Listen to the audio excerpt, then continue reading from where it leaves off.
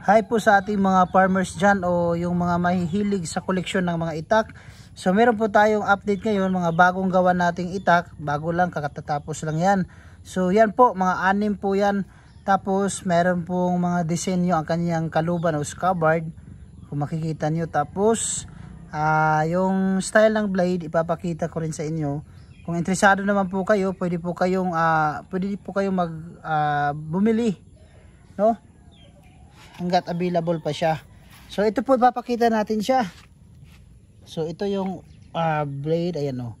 Meron siyang kamay o, dragon. It's a dragon. Ayan o. Meron siyang kanyang kuan. Baala nandira. Basta kay mo ni siya ang blade niya o. Ayan, yun blade niya. Siguro nasa 15 to 16 inches yung kanyang haba ng blade length. Ayan. So yung scabbard niya o kaluban ay made, yung wood niya is madre cacao, matibay yan. So yung iba naman, ayan, halos pare-pareha lang ang kanyang blade, same lang yung style na kanyang blade, pero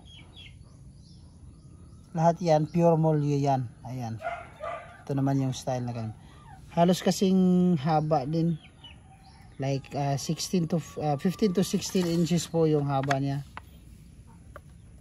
So yan pa po yung iba o, papakita ko na lang sa inyo to be specific po. Ayan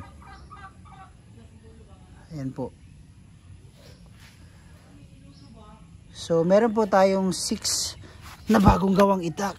Ayan, yung iba nahulog. Taran. Ayan o. So mag personal message na lang po kayo or comment na lang po kayo sa comment section kung gusto niyo pong bumili ng mga itak.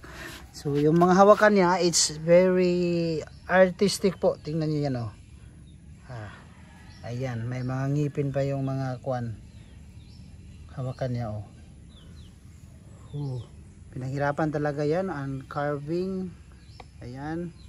Kasi yung mga iba dito may mga paa yan. May mga paa. Ayan o.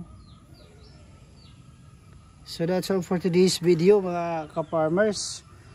So see you on my next video po.